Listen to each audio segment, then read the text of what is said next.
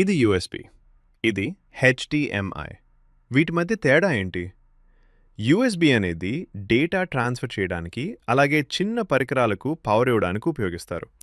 HDMI అనేది video మరియు ఆడియోను ఒకే cable ద్వారా టీవీ లేదా మానిటర్కు పంపడానికి ఉపయోగిస్తారు.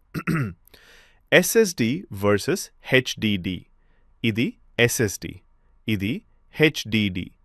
వీటి మధ్య తేడా ఏంటి? ఎస్ఎస్డిలో డేటా చిప్స్లో నిల్వ ఉంటుంది, అందుకే ఇది చాలా వేగంగా పనిచేస్తుంది. హెచ్డిడిలో డేటా తిరిగే డిస్క్పై నిల్వ ఉంటుంది, అందుకే ఇది ఎస్ఎస్డి కంటే నెమ్మదిగా ఉంటుంది. Power bank versus charger. ఇది పవర్ బ్యాంక్, ఇది ఛార్జర్. వీటి మధ్య తేడా ఏంటి?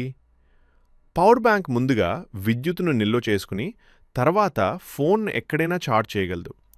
ఛార్జర్ నేరుగా విద్యుత్ సరఫరా ఉన్నప్పుడు మాత్రమే ఫోన్ను ఛార్జ్ చేస్తుంది.